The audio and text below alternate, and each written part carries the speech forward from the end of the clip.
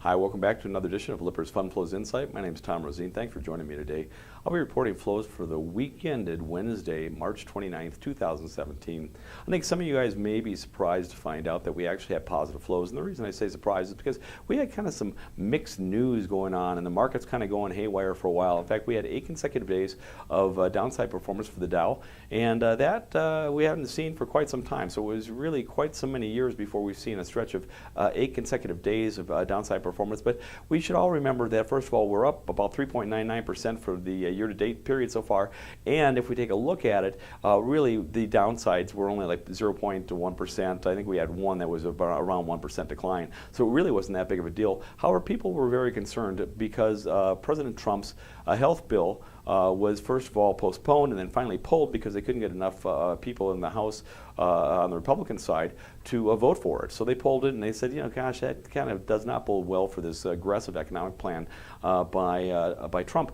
But I think a lot of people actually heard some other news. When we take a look at the Fed governors that were out there, there was 3 or 4 that actually came out with very hawkish statements. One claiming that they'd see another 3 additional rate hikes this year, and a couple that said we'll have at least 2 more, so 3 in total for the year. And I think that bodes well because it means that the Fed is confident enough with the economy to indicate that they're willing to keep on raising rates. And then also we saw some fairly good numbers from consumer sentiment. It was the best, highest number as far as consumer sentiment goes in 12 years, quite some time. And we saw the Case-Shiller home price survey go out, and they also saw, I won't say a record, but certainly a high that they hadn't seen for 31 consecutive months. So this is a fairly good week, and certainly performance showed that as well. And that's one of the reasons we saw plus side performance, and we saw plus side as far as net flows go. Let's go ahead and take a look at our macro groups to see how this broke out and what happened to the groups.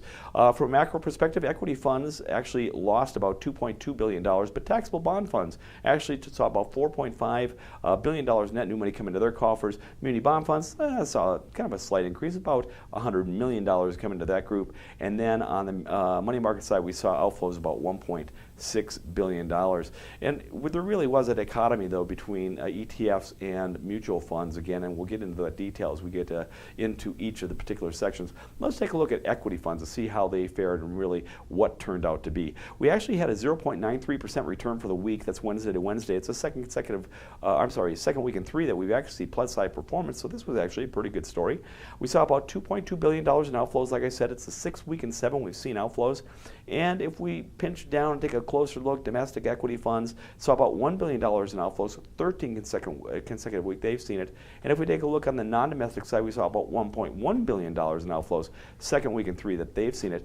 They had a plus side return of about 1%, while domestic had a return of about 0.89%. So both were positive. If we take a little more focused look, we see that the large cap funds lost the most money, about $1.2 billion, and international equity funds also saw outflows, about $601 million out of that group. Let's turn our attention towards the ETF side of the equity industry, and that way we can see what this dichotomy was I was talking about. 8th week and 9, we've seen plus side flows, this time to the tune of $3.9 billion, kind of a big chunk considering the market and kind of how haywire was going for a little while. S&P 500, the Spider S&P 500, SPY, saw about $3 billion in inflows, and PowerShares QQQ Trust 1 saw about $1.2 billion in inflows. First Trust Energy was the big loser, and the AlphaDex ETF pardon me, saw about $682 million in outflows, and then we saw the iShares Russell 2000 lose about $349 million. So not a lot to write home about there, but certainly the tale of two cities for sure. Let's take a look now at the fixed income universe. Second consecutive week, we've seen plus side inflows, about $4.5 billion.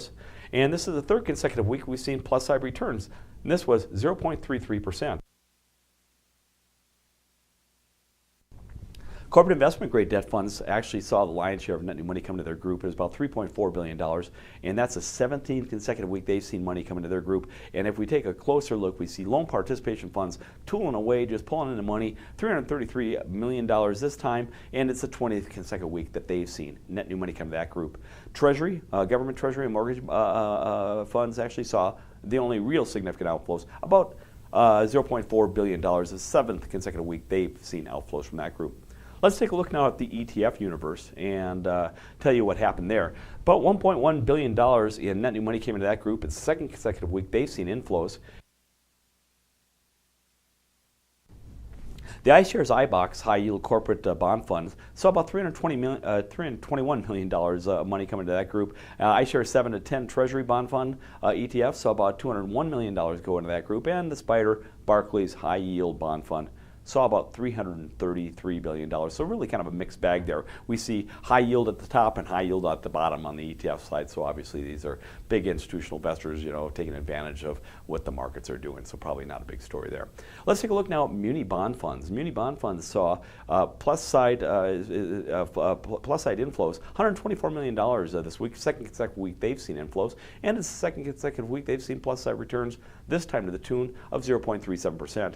High yield muni funds took the biggest attraction of money, about $256 million, and it's the 12th consecutive week they've seen net inflows. So really kind of a story for the high yield group. Obviously, people reaching for yield.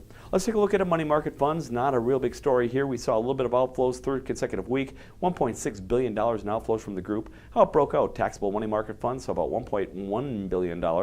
And if we break that down into kind of a subgroup, institutional investors actually took out about $1 billion, while the retail investor only took about $100 million out. And on the tax exempt side, they saw about $500 million of money leave that group. Well, that comes to the end, and we actually had some late news here. We saw that the PCE deflator, which is really the Fed's sweet spot for measuring inflation in the economy, actually broke above 2%. I think it came in at 2.1%, and that's the highest that it's been since 2012, and that was early 2012. So while we've seen investors actually pushing in to taxable bond funds, it certainly hasn't let up for quite some time.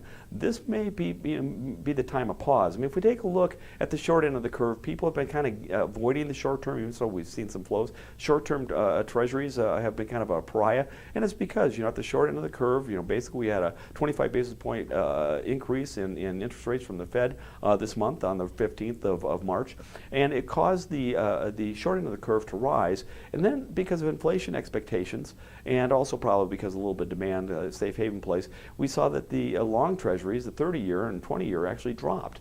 Well, this may change some of the inflation expectations and maybe push a little bit on the long end of the curve. We'll certainly have to wait to see what happens. Well, if you haven't covered the area that you wanted to cover, you can always go to our site, www.lipperusfundflows.com, or you can wait until next week where one of our analysts will talk to you about the flows of the week. Until next week, my name is Tom Roseen, wishing you the best in your wealth planning and creation.